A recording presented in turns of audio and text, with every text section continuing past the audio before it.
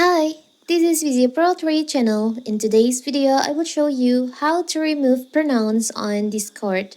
Before you get started, don't forget to subscribe and turn on the notification to keep you updated about this channel. So let's go!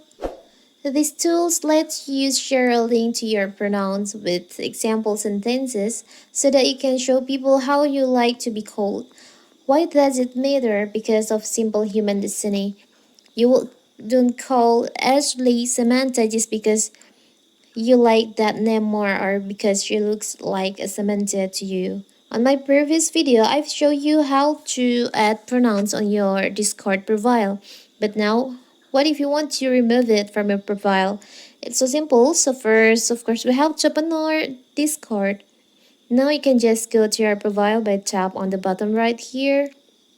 And here, you can see there's pronouns on my profile beside my username. To remove this, you can just tap on edit profile.